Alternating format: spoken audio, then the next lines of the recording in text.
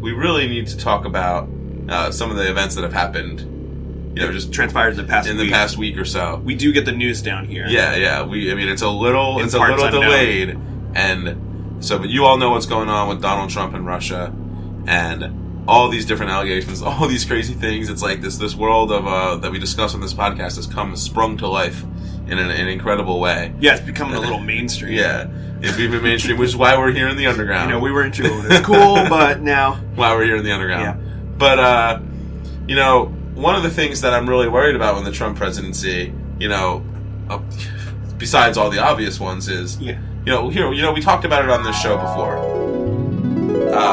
Barack Obama, on his way out of the presidency, as we know, is planning on using that time to make the final mark on his presidency and disclosing the truth about UFOs and extraterrestrial contact between now and January 19th, when his successor takes office. So, at least something to look forward to. Somebody's, carrying Andrew's torch, and it really is. And if there's a guy who would know, it would be Barry Soetoro. Oh, absolutely. Who has been to Mars. So, time will tell whether or not he reveals the full scope of the CIA projects, but definitely looking like he's going to reveal the truth about UFOs and extraterrestrials. So, and if not, we've had Clinton say that she is interested in disclosing this. Yeah. This guy Stephen Bassett, his theory is that Obama doesn't want to wait until the next president to have that information be revealed. He wants it to be, part of his legacy. Yeah. So there could be a whole UFO and ET wing of the Obama library.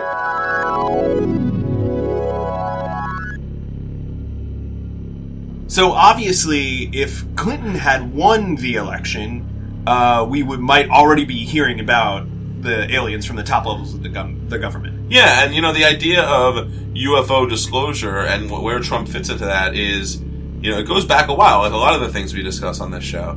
It goes back depending on who you ask at the beginning of time, but we'll stick specifically with Roswell, New Mexico. You all know the crash in 1945. Many people think that's the first time alien races or a race had contact with our government, and so for the sake of argument, we can start there. Yeah, we'll start there for the sake of argument.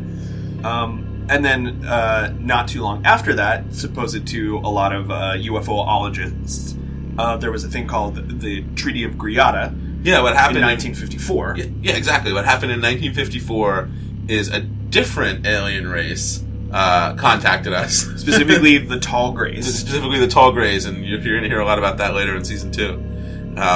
They contact us and actually forge a treaty with President Eisenhower to actually start a series of UFO abductions in exchange for UFO technology. And the auspices of those abductions are that they need to study the human genome because their own DNA is unraveling and they won't survive much longer unless they create a human-alien hybrid. But again, we'll get way more into that in the specific Tall Grays episode later in this season. So obviously, 1954, alien abductions start.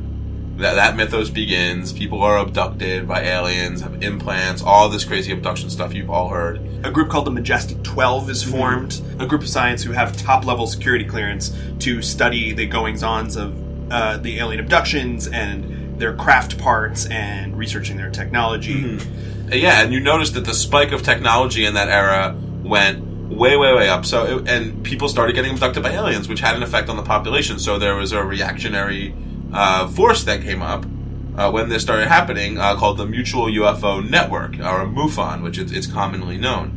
And they've been around since the 60s or 70s. In sunny Newport Beach, California. In some way, shape, or form. Where they, in sunny Newport Beach, California, absolutely.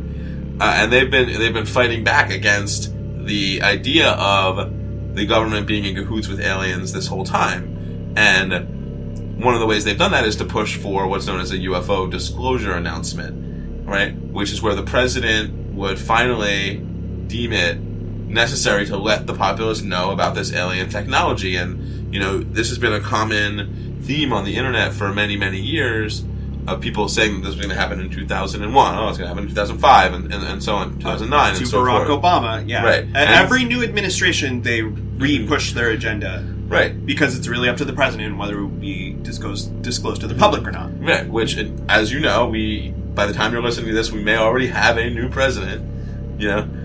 Probably do.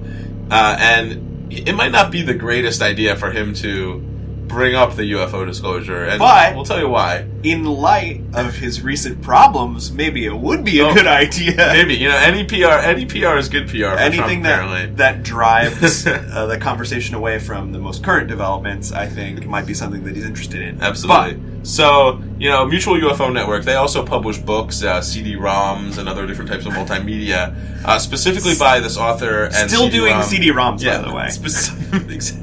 Specifically by this author and CD-ROM programmer named of Grant Cameron. He put out this book under MUFON called UFOs, MJ-12, and That's the Government. the Majestic 12. Yep, the Majestic 12.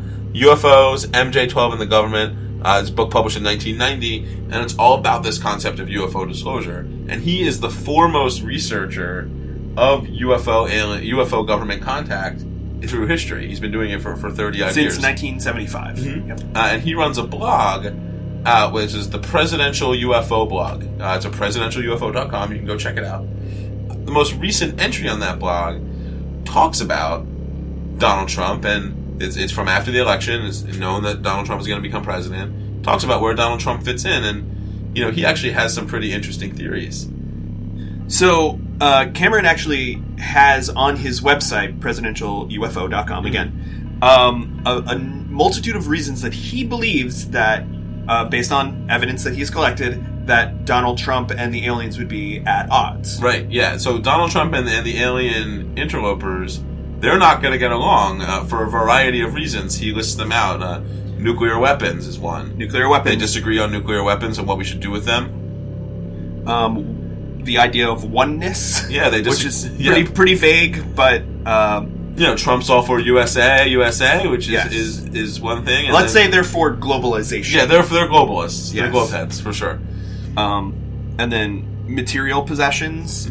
Need we say more? Yeah. I think a lot of evidence of these aliens depict them as basically not having any sort of jewelry or any sort of material possessions even. Mm-hmm. And he actually, the next point is actually their basic political system. He goes on to explain that the aliens are definitely democratic socialists. Yes, left-wing socialists or ideological communists. Yeah, so they are definitely... Because they are sort of in a hive society. Mm-hmm. And you that furthering my proof that hashtag Jill the Shill is an alien. Exactly. Right? She could be. Trump's not going to get along with that, obviously. Yeah. And also ecology, which, again, I feel like this is practically self-explanatory, but the aliens are very much in preservation of the environment, and Trump is less about regulating effects of manufacturing and corporatization on the environment. Yeah, absolutely. The next one is nationalism, which kind of goes back to the idea of oneness.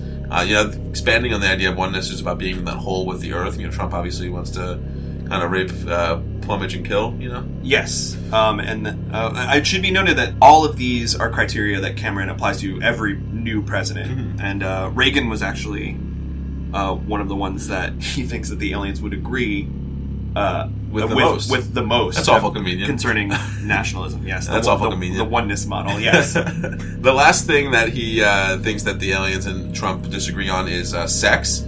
Trump obviously obsessed with sex. We have all the proof of that. Aliens, no proof that they actually have sex. They may not be biological beings at all. Which brings us to the sole commonalities between Trump and the aliens, which are food and sleep. Yeah, food. A lot of what the aliens do is just food for fuel or sustenance, and it is notably the way that Mr. Trump likes to eat. It's like he loves those taco bowls. Yeah, if you remember anything that's fast and efficient. Mm-hmm. He's eating specifically for sustenance and not to enjoy food whatsoever. He doesn't really enjoy high. He's noted that, and he's also noted that he doesn't sleep, which is why he's up at all hours of the night tweeting at 4:30 a.m. Yeah, I mean, his brain is constantly on rocket fuel, and he just doesn't need to sleep. He's so efficient, which is the commonality between him and the aliens. So, what do you think? Let us know. Should Trump, who just recently inaugurated to be president of the United States of America, release the alien files, or is he ideologically so apart from the aliens that he shouldn't even bother? Or will he just hold it like an ace up his sleeve for when he's done something particularly terrible to distract the Oh, public. you know what's going to happen, and you can let us know. Hit us up on social media, leave us a note in the comments, talk to us on Slack, check out our webpage. Maybe he'll, when Putin tries to put something on him, he can go, oh, whoa, I got the aliens, right, indeed. So, we will see what happens. So hit us up. They got that alien sex tape. Get in touch and let us know how you feel, and we'll see you soon. Expect more bonus content. You've been warned.